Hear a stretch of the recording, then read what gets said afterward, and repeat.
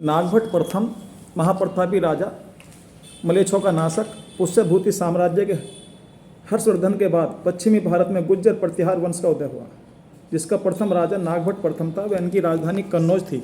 नागभट्ट प्रथम को हरिश्चंद्र के नाम से भी जाना जाता है।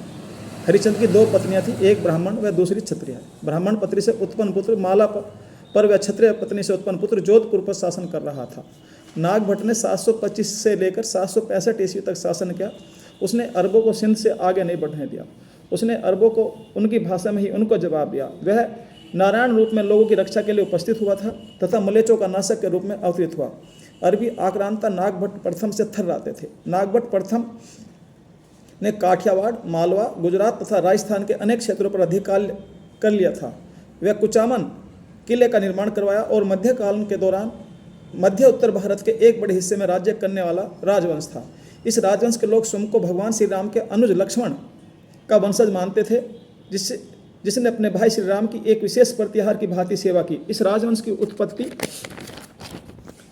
प्राचीन कालीन ग्वालियर प्रशस्ति अभिलेख से ज्ञात होती है। अपने स्वर्ण काल में साम्राज्य पश्चिम में सतलुज नदी से, उत्तर में हिमालय की तराई और पूर्व में बंगाल, असम से दक्षिण में सौराष्ट्र पर नर्मदा नदी तक फैला हुआ था। सम्राट मिहिर भोज इस राजवंश के सबसे प्रतापी और सबसे महान राजा थे। गुर्जर प्रतिहारों ने उत्तर भारत में जो साम्राज्य बनाया वह विस्तार में हर्षवर्धन के साम्राज्य से बड़ा और अधिक संगठित था। देश के राजनीतिक एकीकरण करके शांति, समृद्धि और संस्कृति, साहित्य और कला आदि में वृद्धि तथा प्रगति का वातावरण तैयार करने का श्रेय गुर्जर प्रतिहार वंश को ही जाता है। गुर्जर प्रतिहार कालीन मंदिरों की विशेषता और मूर्तियों की कारीगरी से उस समय की प्रतिहार शैली की संपन्नता का बोध होता है। नागभट्ट की दूसरी राजधानी उज्जैन थी। सिंध में खलीफा के प्रतिनिधि जुनैद के समय अरब सेनापति हबीब मर्रा ने उज्जैन पर जब आक्रमण किया तब नागभट्ट प्रथम ने उसका कारगर मुकाबला किया। धर्म के नाशक शक्तिशाली मुसलमान राजा की सेना द्वारा पीड़ित जनता की प्रार्थना पर नागभट्ट प्रथम भगवान नारायण के सामने प्रकट हुए। वह इस अभियान में दंतिदुर्ग राष्ट्र शासक बप्पर रावल ने नागभट्ट की सहायता की।